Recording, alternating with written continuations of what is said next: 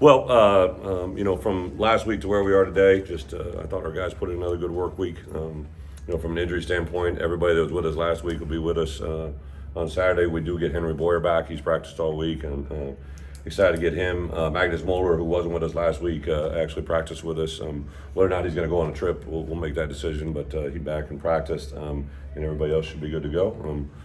Super excited to see these guys continue to grow. Unbelievable environment, opportunity to go into Penn State and see where we're at. But with that, open up for questions. Potentially a small thing, but what impact does playing on grass for the first time this Yeah. year have?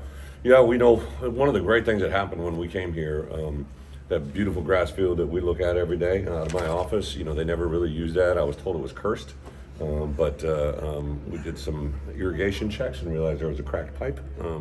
So we fixed that, and we've been able to practice on grass all the way the last 2 years, really spring ball, fall camp. We get in there. We usually go on grass on Tuesday and Wednesday. Defense sometimes goes on there on Thursday as well. So we've been playing on it.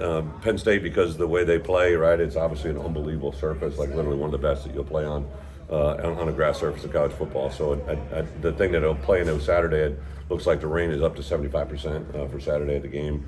The last 2 weeks we've been preparing for rain, and it kind of fizzled out on the weekend, but this one looks like it's going to hold true, so I think that'll be the true story. How do you think Penn State's offense is maybe a little bit different this year compared to last year? Well, obviously the new coordinator, there's different functions, different features, multiple personnel groupings. I think their tight end number 44 might be the best tight end in the league, and just really they use him in a variety of different ways. He's lined up as a fullback, as a quarterback, as a tight end, as a slot, as a third receiver. I think he's really using their personnel uniquely different, but which is his MO, right? So both running backs are extremely effective. They use two quarterback systems, so the multiplicity of their offense is very evident. Playing their coordinator last year at Kansas, is that a part of the prep at all for this week? Well, there's always carryover. They have actually three new coordinators: offense, defense, special teams. So I think as anything in college football, you always look at what they're doing, but also what they've done. For us, the opening game against West Virginia, obviously we were able to take a peek at that, and then the second game against Ball State out there, which was huge because it's in their environment, and obviously last week Kent State. Even though the second half, there was only a limited amount of that game you could use, but I think you always look at anybody's pass. Put in perspective, I know Miles is 2 years now at safety, but can you put in perspective the switch and the level he was able to play at? I appreciate the question. It's actually a year in 4 games, right? I mean, my biggest regret, I always say this as a coach, like sometimes I see things, feel things, and I struggle with he was paying for his own way, so I didn't want to move him, but my biggest regret was not to do this a year earlier, because the growth you're seeing now could have been just happened that much quicker. But that's a position that, unfortunately, the only way at free safety you get good at playing free safety is by game speed reps. You can simulate in practice, but they're in the same read and break. But Miles is so intelligent. He's changed his body. Now he looks like a DB in what he does. So yeah, I mean, obviously Xavier's getting a lot of attention. Matt's played well, but those three guys in particular, I think, are playing at a really high level. What kind of relationship do those three have to kind of operate at full capacity? Yeah, it's Miles is the communicator. He's our green dot, right? So the relationship he has with Aaron is special, but he does, I think, do a great job of transmitting the calls to the other secondary players, tipping them off to things before they happen. Miles I think because he played wide receiver, he knows what a cut split is. He knows why you get in a cut split. He knows why a guy's lined up with two at speed. He knows why someone's lined up close to the boundary. So the understanding is kind of on the flip side of it. Isaiah Williams, I think, when he lined up at wide receiver, everything he had learned at quarterback helped him so much. When guys play mirrored positions to the one they're playing, it's extremely beneficial. Coach, last time you went to State College, it went well. Yeah. It went really well. Uh-huh. Does that come up? I know it's 3 years ago. Does that come up at all or not much? Well, we had guys on this plane that Right. were on that plane, right? So there's natural carryover, but I think just two completely different teams. Barry wasn't even with us as an offensive coordinator. Aaron was a DB coach, right? So there's a lot that has happened, but I think you're always defined by things of your past, right? Like good, bad, or indifferent. The fun thing for our guys is I think you guys have asked some questions. Listen, the past is the past. They've learned from it, and it's part of who they are. But I think they've left the past in the past. So Sure. I really don't see any different this week. Is there some things you did that trip in terms of travel or whatever that you kind of want to repeat this time?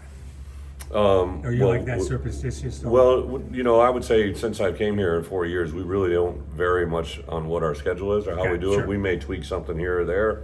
But our our itinerary, for this trip, I literally, if we do a repeated trip, I took the trip that we did from that last time just as a skeleton. Okay. Right, but it's an evening game, and there's a lot of other factors that we're at a different hotel. Okay. So there's a lot of different variables that don't carry forward, but how we've done things this week are very similar to what we've done last week, just Okay. because it was a road game in the Big Ten. Do you sense like a confidence boost after Nebraska going into this week, or is it just another day in the office? Well, I mean, I think from the outside world looking in, it's easy to ask that question. Our guys really just focus on now, but like I always tell our coaches, like what our guys hear when they leave this building is dependent on what they want to hear, right? Like they're I'm sure being told in class they've done a good job. I'm sure their parents are telling them that, right? And that's very true. But there are so many things from last week's game that we need to make an improvement on this week. Even today, it's a Thursday practice, right? And it wasn't a perfect practice. It was good, but the blessing was things happened today that we need to correct for Saturday. The true blessing was it didn't happen on Saturday night.